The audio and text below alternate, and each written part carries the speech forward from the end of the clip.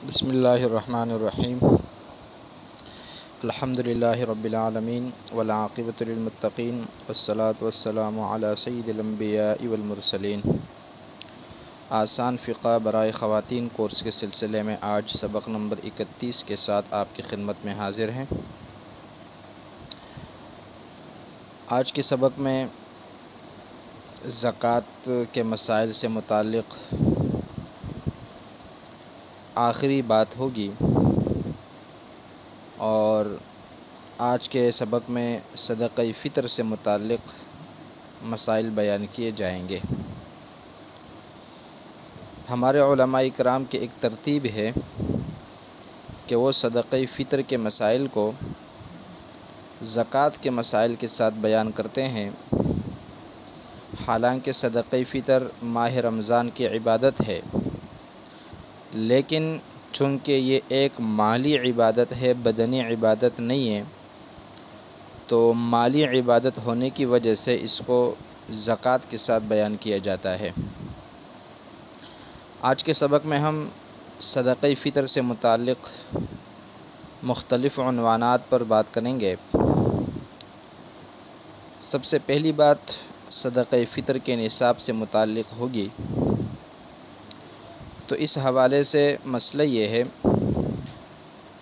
کہ جس مسلمان شخص کے پاس اتنا مال موجود ہو کہ اس پر زکوٰۃ واجب ہو سکتی ہو، یا اس کے پاس زکوٰۃ کے نصاب کے بقدر ضرورت سے زائد سامان موجود ہو، تو ایسے شخص کے اوپر صدقہ فطر واجب ہے۔ اب چاہے وہ سامان مالی تجارت میں سے ہو یا نہ ہو، اور چاہے اس مال پر سال پورا گزرا ہو یا نہ گزرا ہو۔ تو معلوم یہ ہوا کہ صدقہ فطر اور زکوٰۃ کے نصاب میں دو اعتبار سے فرق ہے۔ پہلا فرق یہ ہے کہ زکوٰۃ کے اندر جس سامان پر زکوٰۃ واجب ہوتا ہے اس مال کا مالی تجارت ہونا ضروری ہے، جبکہ صدقہ فطر کے اندر جس مال پر صدقہ فطر واجب ہو اس کا مالی تجارت ہونا ضروری نہیں ہے۔ دوسرا فرق یہ ہے کہ زکوٰۃ کسی مال میں اس وقت واجب ہوگا جب اس پر پورا سال گزرا ہو، جبکہ صدقہ فطر کے لیے مال پر سال کا گزرنا ضروری نہیں ہے۔ چنانچہ کسی شخص کے پاس دو گھر ہیں، ایک میں خود رہتا ہے اور ایک گھر خالی پڑا ہے، یا کسی کو کرائے پر دے دیا ہے، تو یہ دوسرا گھر انسان کی ضرورت سے زائد ہے۔ اگر اس کی قیمت زکوٰۃ کے نصاب کے بقدر ہے تو ایسے شخص کے اوپر صدقہ فطر واجب ہے، اور ایسے شخص کو زکوٰۃ نہیں دی جا سکتی۔ البتہ اگر اس دوسرے مکان سے آنے والے کرائے پر ہی اس کا گزارا ہو رہا ہے تو پھر یہ مکان ضروری سامان میں داخل ہو جائے گا، اور پھر اس مالک پر صدقہ فطر واجب نہیں ہوگا، اور اس کے لیے زکوٰۃ وصول کرنا اور لوگوں کا اس کو زکوٰۃ دینا جائز ہوگا۔ اسی طرح کسی کے پاس ضرورت سے زائد سامان تو ہے لیکن وہ مقروض بھی ہے، تو سب سے پہلے اس قرضے کو نفی کریں گے، منہا کریں گے۔ قرضے کو منہا کرنے کے بعد اگر اب اتنی قیمت کا سامان باقی ہے جتنے میں زکوٰۃ یا صدقہ واجب ہو جاتا ہے تو پھر تو صدقہ فطر واجب ہے، اور اگر اس سے کم سامان بچتا ہے تو پھر صدقہ فطر واجب نہیں ہے۔ اگلا عنوان صدقہ فطر سے متعلق یہ ہے کہ صدقہ فطر کس وقت واجب ہوتا ہے۔ تو عید کے دن طلوع فجر کے وقت صدقہ فطر واجب ہو جاتا ہے، لہٰذا اگر کسی شخص کا انتقال عید والے دن طلوع فجر سے پہلے ہو گیا، یعنی صبح صادق سے پہلے، تو اس کی طرف سے صدقہ فطر واجب نہیں ہے اور نہ اس کے مال میں سے دیا جائے گا۔ البتہ اگر کسی کا انتقال عید والے دن صبح صادق کے بعد ہو جاتا ہے تو پھر اس کے مال میں سے صدقہ فطر ادا کیا جائے گا۔ اسی طرح اگر کوئی بچہ صبح صادق سے پہلے پیدا ہو گیا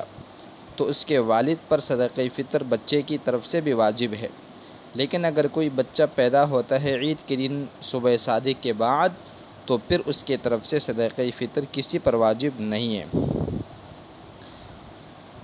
اگر کسی شخص نے صدقہ فطر عید کے دن سے پہلے بھی دے دیا، رمضان کے مہینے میں کسی بھی دن دے دیا تو یہ بھی جائز ہے،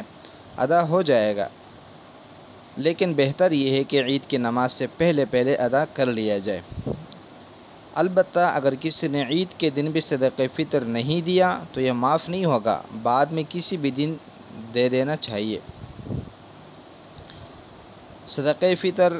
انسان پر کس کس کی طرف سے واجب ہوتا ہے، یہ اگلا عنوان ہے۔ تو اس بارے میں مسئلہ یہ ہے کہ مرد پر اپنی اور نابالغ اولاد کی طرف سے صدقہ فطر کی ادائیگی ضروری ہے، لیکن شرط یہ ہے کہ نابالغ اولاد مالدار اور صاحب نصاب نہ ہو، جبکہ عورت پر صدقہ فطر صرف اپنی طرف سے واجب ہے، اپنی اولاد کی طرف سے یا اپنے والدین کی طرف سے یا شوہر کی طرف سے واجب نہیں ہے۔ اگر نابالغ اولاد نصاب کے مالک ہے تو پھر اس کے مال میں سے صدقہ فطر ادا کیا جائے۔ صدقہ فطر کی مقدار کا جہاں تک مسئلہ ہے تو صدقہ فطر میں 4 چیزیں ہوتی ہیں: نمبر 1 گندم، نمبر 2 جو، نمبر 3 کھجور اور نمبر 4 کشمش، لیکن ان کے نصاب میں فرق ہے۔ اگر کوئی شخص صدقہ فطر ادا کرنا چاہتا ہے گندم کے حساب سے تو ویسے تو نصاب اس کا تقریباً 1.25 کلو ہے، جس کو آدھا صاع کہا جاتا ہے، لیکن علماء بتاتے ہیں کہ احتیاطاً 2 کلو گندم یا اس کی قیمت دے دینی چاہیے، اور اگر صدقہ فطر جو کے حساب سے یا کھجور کے حساب سے یا کشمش کے حساب سے ادا کرنا چاہے تو پھر مکمل صاع یعنی 3.5 کلو کے حساب سے صدقہ فطر واجب ہوگا۔ پھر 3.5 کلو کھجور کی کیا قیمت ہے، 3.5 کلو کشمش کی کیا قیمت ہے، 3.5 کلو جو کی کیا قیمت ہے، وہ معلوم کر کے صدقہ فطر میں ایک شخص کی طرف سے دیا جائے گا۔ اگر کوئی شخص صدقہ فطر میں گندم، جو، کشمش یا کھجور نہیں دیتا بلکہ ان چیزوں کی قیمت دے دیتا ہے تو یہ سب سے بہتر ہے، اس لیے کہ پھر ہم جو فقراء کو پیسے نقد دے دیں گے تو اس سے پھر وہ اپنی دیگر ضروریات بھی پوری کر سکتے ہیں۔ صدقہ فطر کے مستحقین کون ہیں؟ تو صدقہ فطر کے مستحق بھی وہی لوگ ہیں جو زکوٰۃ کے مستحق ہیں، اس میں کوئی فرق نہیں ہے۔ جن لوگوں کو زکوٰۃ دی جا سکتی ہے انہیں ہی صدقہ فطر بھی دی جا سکتی ہے، اور جن کو زکوٰۃ دینا جائز نہیں ہے انہیں صدقہ فطر بھی دینا جائز نہیں ہے۔ پھر ایک آدمی کا جو صدقہ فطر ہے وہ ایک ہی فقیر کو دے دینا یا کئی فقراء میں تقسیم کر دینا، دونوں صورتیں جائز ہے۔ مثال کے طور پر صدقہ فطر 200 روپے بنتا ہے فی کس، تو اگر یہ 200 ایک ہی بندے کو دے دیے جائے تب بھی جائز ہے، 2 بندوں کو 100 روپے دے دیے جائے تب بھی جائز ہے۔ اسی طرح اگر کئی آدمیوں کا صدقہ فطر ایک ہی شخص کو دے دیا تو یہ بھی جائز ہے، لیکن اگر کوئی شخص صدقہ فطر اتنی زیادہ مقدار میں دیتا ہے کہ وہ نصاب،